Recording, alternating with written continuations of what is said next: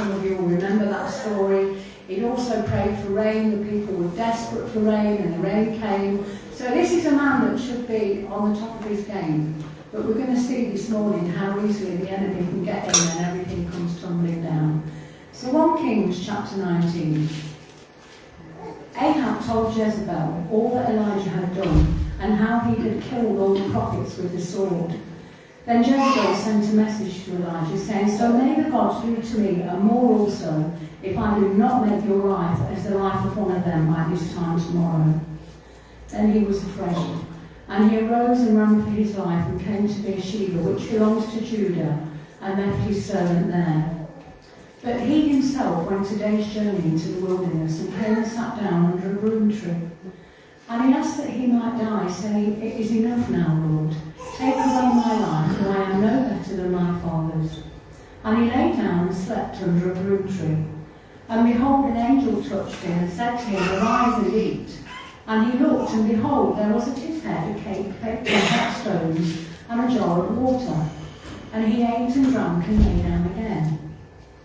And the angel of the Lord came again a second time and touched him and said, "Arise and eat, for the journey is too great for you." And he arose and ate and drank, and went in the strength of that food 40 days and 40 nights to Horeb, the mount of God. There he came to a cave and lodged in it. And behold, the word of the Lord came to him, and he said to him, "What are you doing here, Elijah?" He said, "I have been very jealous for the Lord, the God of hosts. For the people of Israel have forsaken your covenant, thrown down your altars, killed your prophets with the sword, and I, even I only am left. And they seek my life to take it away." And he said, "Go out and stand on the mount before the Lord." And behold, the Lord passed by, and a great and strong wind tore the mountains and broke in pieces the rocks before the Lord. But the Lord was not in the wind. And after the wind, an earthquake, but the Lord was not in the earthquake. And after the earthquake, a fire, but the Lord was not in the fire. And after the fire, the sound of a low whisper. And when Elijah heard it, he wrapped his face in his cloak and went out and stood at the entrance of the cave. And behold, there came a voice to him, and he said, "What are you doing here, Elijah?" He said, "I have been very jealous for the Lord, the God of hosts. For the people of Israel have all forsaken your covenant, thrown down your altars, killed your prophets with the sword, and I, even I, only am left. And they seek my life to take it away." And the Lord said to him, "Go return on your way to the wilderness of Damascus. And when you arrive, you shall anoint Hazael to be king over Syria, and Jehu the son of Nimshi you shall anoint to be king over Israel, and Elisha the son of Shaphat of Abel-Meholah you shall anoint to be prophet in your place. And the one who escapes from the sword of Hazael shall Jehu put to death, and the one who escapes from the sword of Jehu shall Elisha put to death. Yet I will leave 7,000 in Israel, all the knees that have not bowed to Baal, and every mouth that has not kissed him." This seems like, for a man of God that has had such enormous victories in the previous 2 chapters, it seems like a great failure. But I was looking at failure, and you'll see behind that there are 3 things that failure is. It is a part of life. We all do things that fail. But failure is an event. It's not a person. Please don't ever describe anybody as a failure. I can remember my dad, if ever we tried things as kids, he would say, "You failed, you're a failure."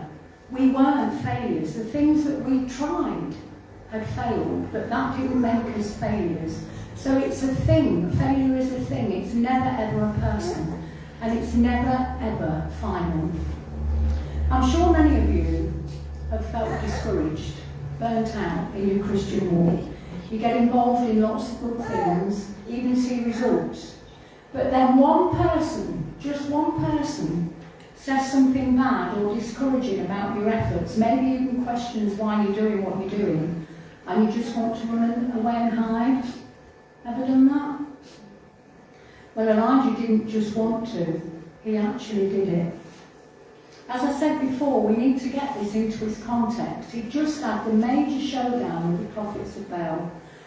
The Lord had showed up, proved himself to be God, proved himself very much to be on Elijah's side. The people had acknowledged God as the Lord, A major victory had happened. He'd ordered the death of the prophets, 450 of them, for their disobedience and their false worship. Rain had come, the people were absolutely desperate for the rain. Elijah had been able to run under the supernatural power of God faster than King Ahab's chariot. Now we're going to see the Commonwealth Games shortly. We don't think any of them will be running that fast. Wouldn't you think that this was a man at the top of his game, on top of the world, jumping for joy? And yet, as chapter 19 begins, we see exactly the opposite. Because something said by a woman allowed that enemy fear to creep in and cause him to forget everything that had just happened. Yeah, sometimes we women have a lot to answer for. Just one word from a woman. Jezebel threatened his life, and he left his servant and off he went on his own. I want to show you that there are 3 things that Elijah did that are not great things to do when you're feeling discouraged and you feel as if you've failed, but we all do it. Can I have the next slide, please? Thank you. He went off on his own. Nobody there to discourage him, but I think sometimes we do that on purpose because we don't want anybody to discourage us, to encourage us. We have a lady in church in our congregation in Northern Ireland, and she liked to have pity parties, to be honest. You know that nobody loves me, everybody hates me, I think I'll go and eat worms. One short, one's fat, one's thin, one's I'm just going to sit and eat worms. And she was one of those people, and I've got it, well, some people call it a bad habit. I don't think it is. They even recognise it at work. If anybody says anything negative to me, I would say something like, yes, but you can chew, yes, but you can chew. And this lady used to come into church, and if she was in a foul mood, she wanted to stay in a foul mood. And she would come in and her face would put, and she'd look at me and say, and don't you say anything positive. She just didn't want to hear anything positive.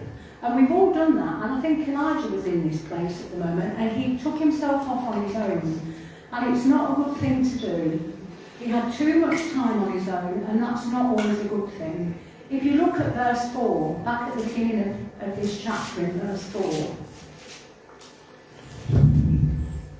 he himself went a day's journey and sat under a broom tree, and he asked that he might die, saying, I've had enough now, O Lord, take away my life.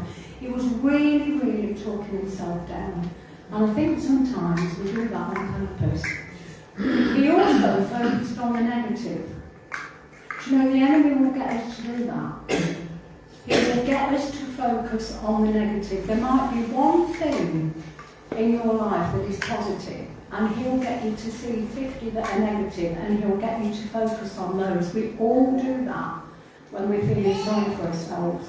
He allowed the words of one woman to undo all the greatness of the victory and the miracles that he'd seen. Not many of us are going to see miracles like Elijah saw. But just this word from one woman, and he let it just banish it all from his mind. The enemy was robbing him. How often do we think God's forgotten us? He had a real pity party. In verses 10 and 14 he said, they are trying to kill me too. Only one woman had threatened him. The world wasn't against him, it was one woman. And yet he's they. He can see enemies everywhere. In the previous chapter, we're told that all the people bowed down and cried to the Lord. He is God, He is the Lord, He is God. So He's not the only one left. And yet, more than once in this chapter, He says, there's only me left, Lord, take me now. You might as well kill me now, there's only me. A real pity party. Because he's on his own, there's no one there to remind him of the facts. That's why it's not a good thing to be on your own when you're in this place. Because, you know, we don't want to hear often positive things, but somebody can come alongside you and say, yeah, but look when this happened before, or look when this happened before. And, you know, sometimes, as I say, people just don't want to know about the positive. People prefer to stay in that place, and we've all done it. The third thing that he did, he forgot God's provision. It was the same God that was living out in the desert, that had been with him, that had provided all those miracles. It was the same God that had ordered ravens to feed him in chapter 17. Twice here in this chapter, God sent an angel to give him food and drink. How often in our anxiety do we forget God's provision? Or do we not want to see it? I often have to remind myself, I don't know how many of you journal. Do any of you keep journals? It's really a good thing to do, because if I'm in that place and I'm struggling and I'm wondering what's going on, I can look back in my journal and I can see the times, some people might call it a prayer diary, I can see the times where I've been really, really worried about something. And actually God's turned up and everything's been fine. And do you know, it's a fact that 91% of what we worry about never happens. Now the pessimists in the room have straight away thought, well, that means 9% does. But 91% of what we worry about never happens. Many years ago, when there was the big move of God began in Toronto, a secular survey came out to say that 80% of people's thinking was negative. Now, I'm not quite sure how you find out what people are thinking, but this survey came out, and I can remember John Arnott, who was in the lead at Toronto at the time, he got a hold of this, and he said, if 80% of our thinking is negative, and God never says anything negative to us, God doesn't give us any negative thoughts, then who are we spending 80% of our time listening to? And I've never forgotten that, and it really shook me. So 91%, try not to worry about the other 91% of what we worry about will never ever happen. The other reason I like to look back in my journal is all the way through the Psalms, you will see David doing this. He reminds himself of when God has showed up and God has turned things around. How many of the Psalms do you see where David starts off saying how low he is and you know, his soul is bitter within him, and then there'll be a little word, it's either yet or but. And he will say, yet I will rejoice in the salvation of my God. And he reminds himself of all the times that God has shown up for him. So there's three things there that Elijah did that did not help him. And we all have these lives, these situations. I'm sure some of you are thinking that, you know, you don't know me. You don't know what my life's like. I've got this and I've got this and I've got this. Well, let me just tell you briefly. 30 years ago, I lost my oldest son to a brain tumour. I knew the Lord at the time, and a lot of people said to me, how can you trust in God when that happened? I have to say, I wouldn't have got through it had I not trusted in God. 25 years ago, I was diagnosed with a chronic lifetime chronic illness, and then 18 months ago, I was diagnosed with another one, which put together with the other one, is not good news. And each time I've had to say to myself, no, you can choose. You can live with these labels that the doctors have put on you, or you can remember that God has no defeats planned. There was a little old lady that she's gone to be with the Lord now, a good friend of mine, Joan McDonald, and every time she saw me without a smile on my face, she'd say, no, but just remember, God has no defeats planned. So if you're sitting there thinking, well, you don't know about my life, it's really bad, I've got this and it's this. Right, I've known a bit of grief, I've known a bit of sorrow, and I'm living with labels that the doctor gave me. But I choose to walk in the word of the Lord, and each morning it's a choice. I have to get up and decide that I'm going to live the life that God has planned for me, not the one that the enemy would like me to live. And it is a choice that we have to make it. So we've looked at three things that maybe Elijah did that did not help his situation. So we're now going to look at three things that we see that God did in this chapter. I don't know whether you can find slide 3. Yeah, they're not all three things are not. Sorry, I've put two big gaps between them. But God gave him rest. Rest is a word that's bandied about a lot in church these days. You've got to have rest. But if you look at what the dictionary says about rest, it says, the refreshing quiet or repose of sleep, as in a good night's rest. Refreshing ease or inactivity after exertion or labour to allow an hour for rest. Relief or freedom, especially from anything that wearies, troubles or disturbs. A period of interval of inactivity, repose, solitude or tranquility, as in to go away for a rest. Mental or spiritual calm. One of the best training courses I ever had was a secular training course, and it was just called Planning Your Day. And it was all about time management. Years and years ago I did this, and I went along quite arrogant, thinking, I know how to plan my day. You can't teach me anything about planning.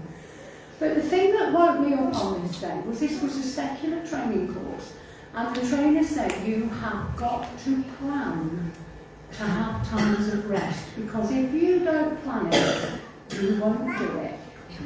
And believe it or not, I've been in management for many years by then, and it had never even occurred to me that if I didn't plan to have times of rest, it wouldn't happen. And nobody thinks about sitting with their diary and putting an hour's rest. We just don't do it. We fill it instead and think we'll go to bed and then we'll have a rest. We've already seen Elijah was exhausted. He'd walked all day into the desert. He'd run some of the way. He'd had a very busy days before that. He was completely spent, physically and emotionally exhausted. So he lay down and he slept.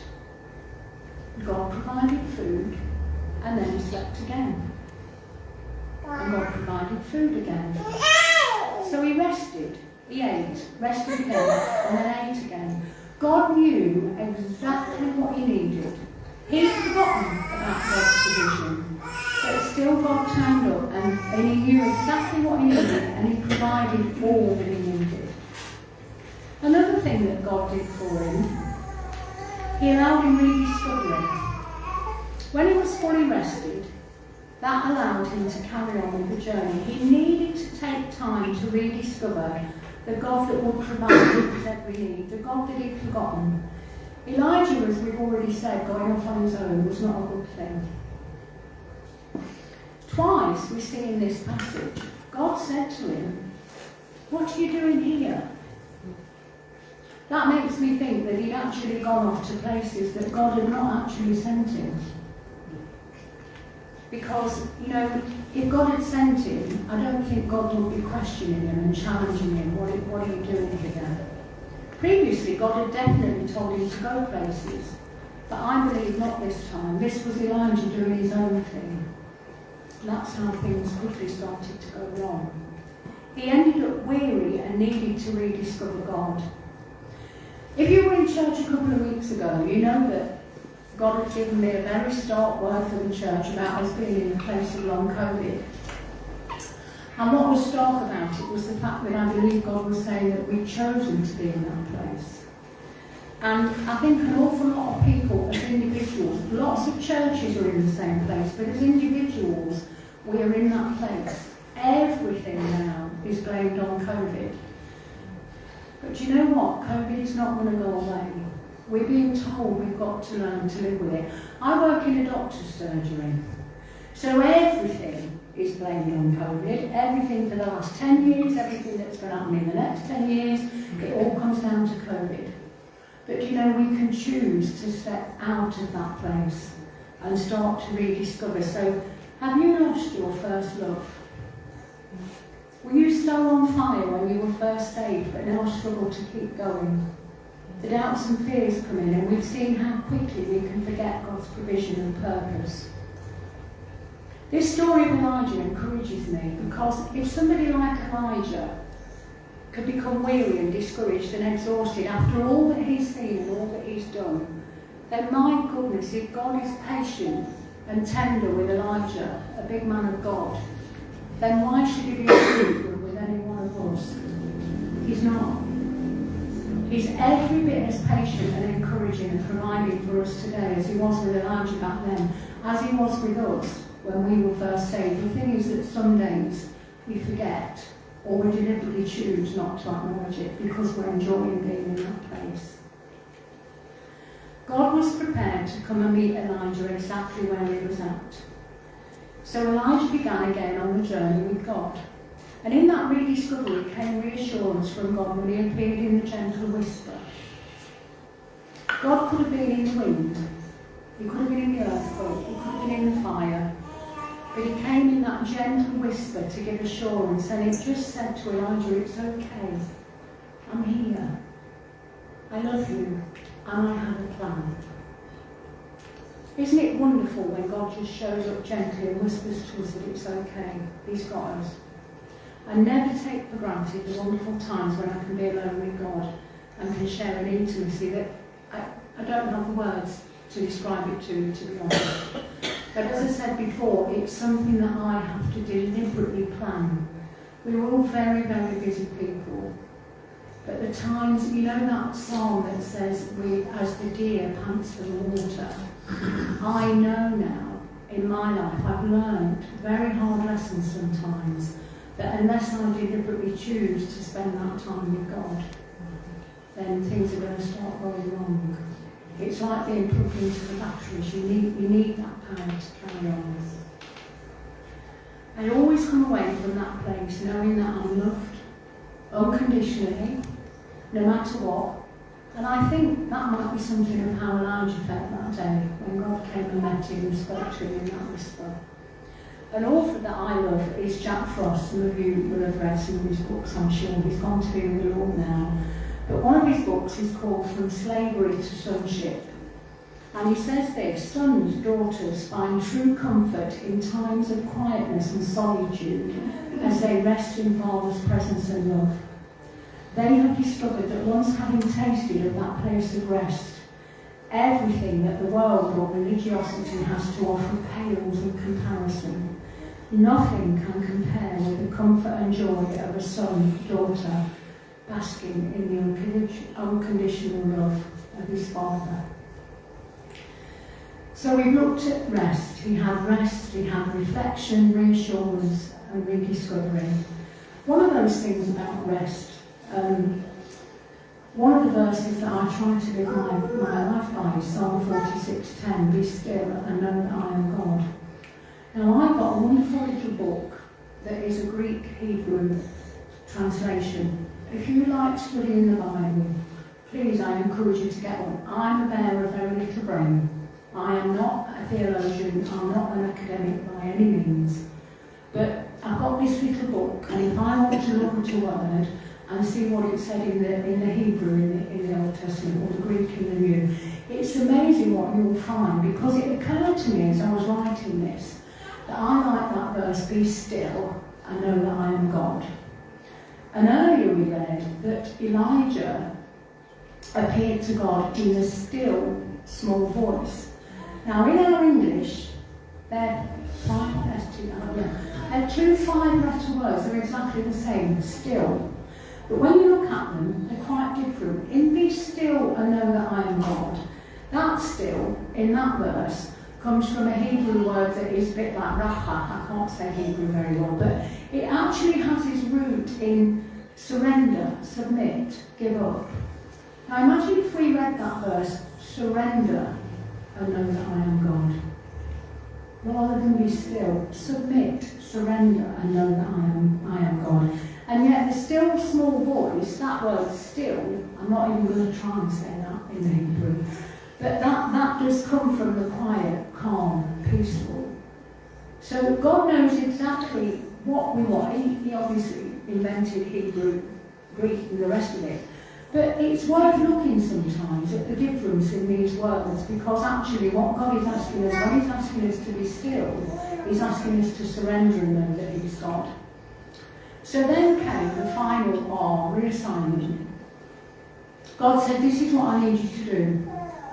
Go back the way you came. Remember we said Wade, he'd gone his own way. He'd gone the way God had asked him to do. Go back the way he came. Do you remember Elijah was saying, I'm the only one, there's only me left? And God says, I have reserved 7,000. In verse 18, God said to him, I have reserved 7,000 in Israel who have not bowed the knee to Baal. He wasn't on his own. He just preferred to think he was on his own because that's the place he was at, and it made it easier for him to feel sorry for himself. God never ever disqualifies us, even when we think we're on our own. Elijah was ready to be reassigned because God allowed him to have that rest. He said to him, go, return on your way. He sent him back on the way. And when we look what happened, he then went on and he found Elisha. And we know what happened out of that.